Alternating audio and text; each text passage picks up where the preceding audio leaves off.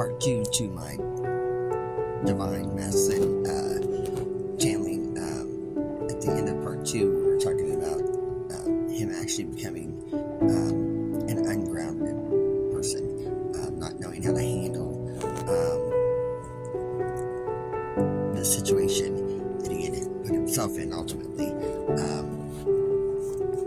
he went from a bad situation to a worse situation because in letting this person in energy, which I do believe is a current person, toxic person at least,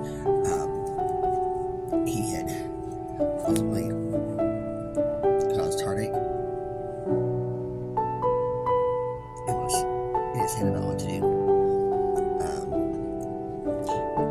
Not appeasing this person, they were going to tell. And then you were going to find out, and unfortunately, you finding out was going to take you that energy, and that was the ultimate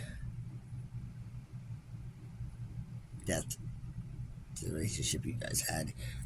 And so he put himself in this energy where he tried to detach from you so that it was just easier. And I think that he thought he had somewhat, and he just started trying to detach his energy from you because he knew he had done something wrong, and that he ultimately thought that that was going to allow him to, sail on to calmer waters. But what he found is that it continued to keep him in this state. And the farther he was from you, and the farther you began to detach your energy from him, he has realized that turning himself into this person, this cold person who didn't act like they cared, is, forced you to be stuck and stagnant in a place of not understanding what changed, ultimately trying to blame yourself or being confused and not knowing what to make of it. But at that point, I think coming to you, he knew that there would be no more gains with you. That if you were honest and said, I made a mistake, this is what happened, instead he allowed it to keep escalating in the snowball repayment avalanche, which is exactly what this client was hoping for. The longer the time went on, and although he tried to make a choice, the problem was it was like so many choices and so many outcomes that he couldn't exactly decide. And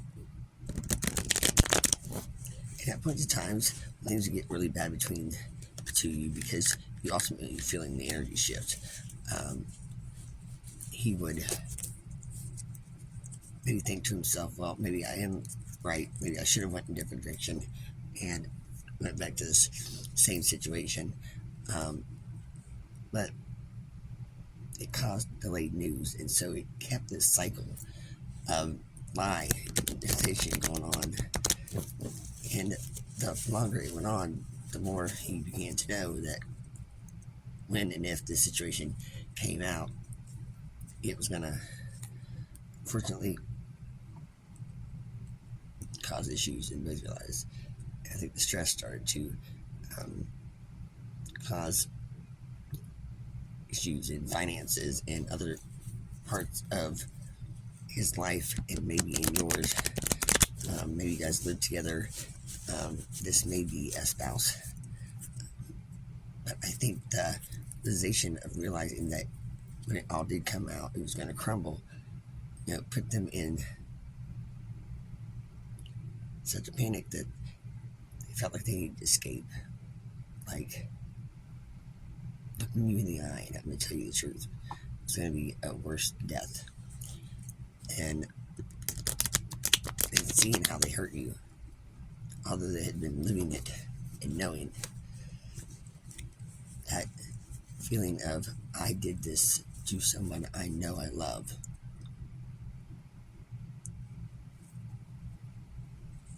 It's going to cause a death. One that he at all costs was trying to avoid at this point. But knew inevitably it didn't matter what he wanted. So he just sat in discontentment. And the lies got bigger and the cover-ups got bigger. Trying to appease his karmic just so that she wouldn't, or he wouldn't, come in and tell the truth that would ultimately end this long commitment with you. Something's coming in. I think that even though you found out that they can't take it anymore, they know losing you has been the worst thing that's happened in their life, and they're going to have to learn to heal from this, because right now it's causing insurmountable problems. They can't focus. They're staying in their head. They're going through anxiety, and they know if they don't do something and do something soon, that there's never going to be a chance. I just think that they're at their wits' end trying to decide what it is they're supposed to be doing, what it is they can be doing, because they want this reunion. They've learned what they've done. They know how badly they hurt you. They've hurt themselves. I'm not saying to take this person back.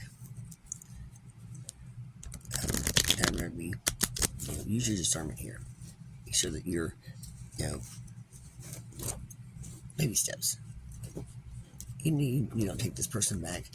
Ultimately allowing them, I can't figure out my cards. Ultimately allowing them to speak with you may allow you to forgive. Maybe not them, but holding on to the hurt only drags that into your, life, your next relationship. It may allow you to heal, because there are a lot of memories here. I've gotten this card 3 or 4 times in this reading now, so I do believe this is a person that, and it may cause this ending to not, when one door closes, window opens, and so there might be some insight into saving this, if that's what you want, or at least, figuring out a way to not hate another. This may be the justice, making them stand in their accountability, making them realize what they had. That don't know what you got until it's gone.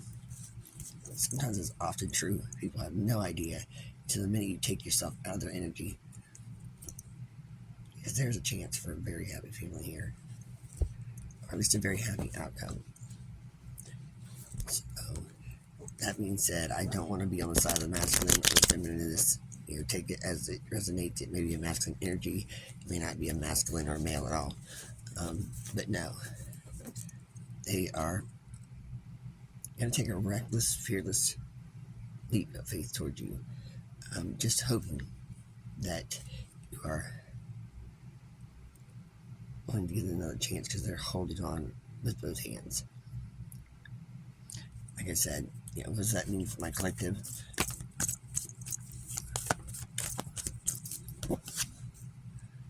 And you share a lot of memories here.